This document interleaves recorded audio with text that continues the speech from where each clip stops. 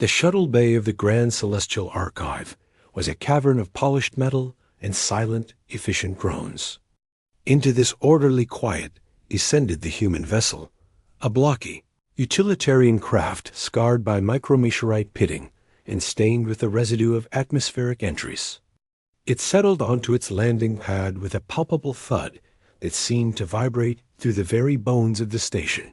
Princess Illyria of the Lumin dynasty watched from the elevated observation gallery, her 4 slender fingers tightening on the railing. She was a creature of soft, opalescent light, her skin shifting with her mood in gentle pastel hues. Today, a nervous lavender shimmer played at her temples. The delegation from Terra, a recently integrated and notoriously volatile species, had arrived for the cultural exchange. And among them, her briefing had warned, was their designated protector. The bay doors of the human ship hissed open, and he emerged.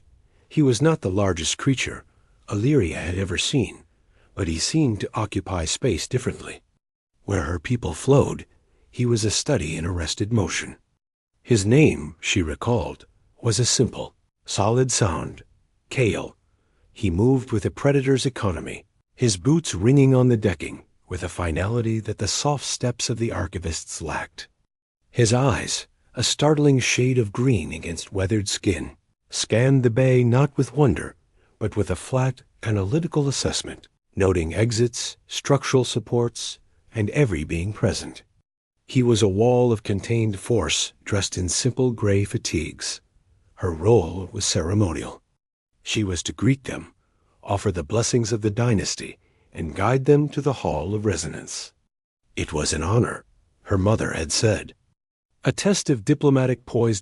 As the human delegation approached, a soft chime announced her descent.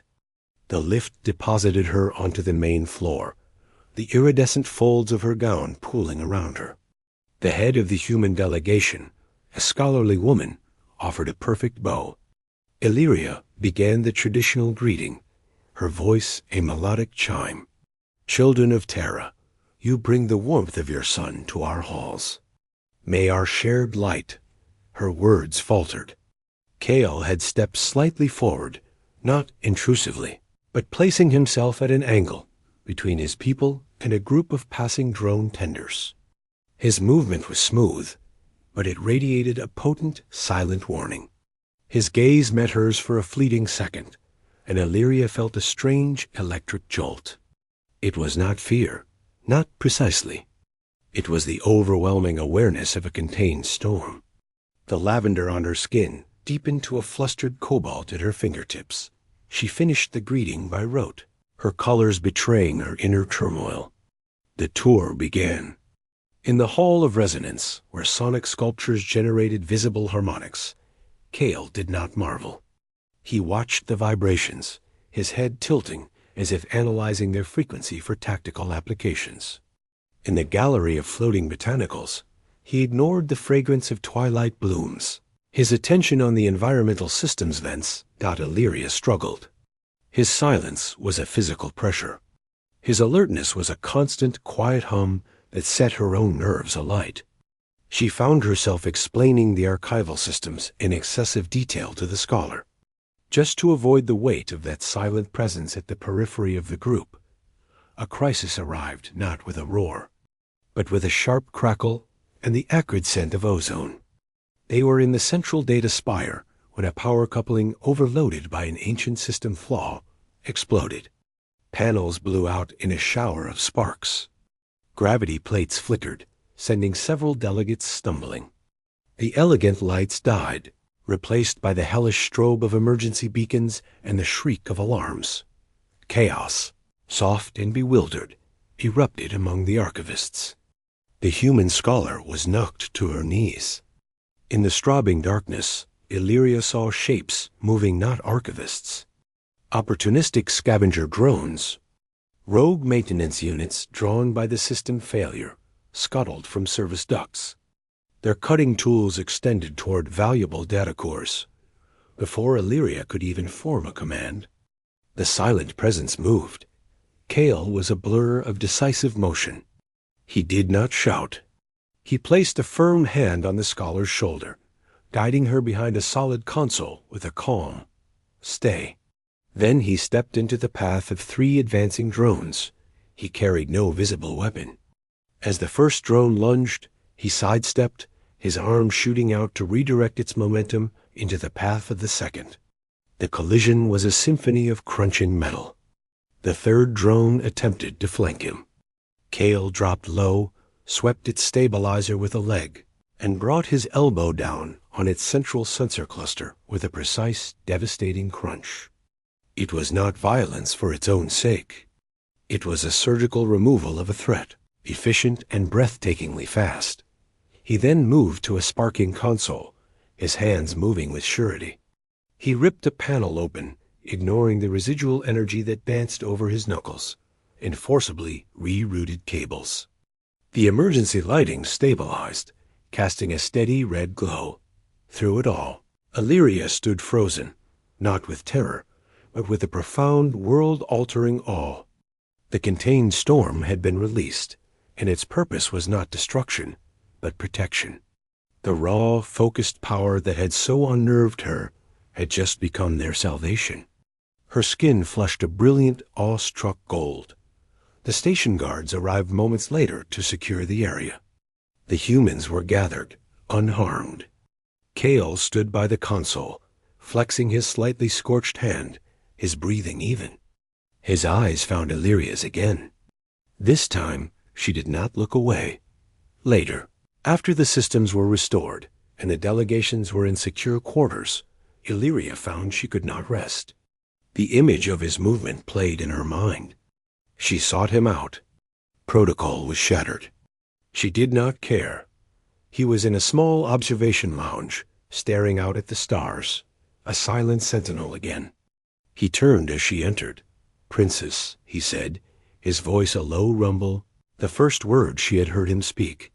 "You were injured," she said, her voice barely a whisper. She gestured to his hand. He glanced at the burn. "It is minor." The silence stretched, but the tension had changed. The electric feeling was still there, but the fear was gone, replaced by a desperate, curious need. "Why?" she asked. "You assessed every room.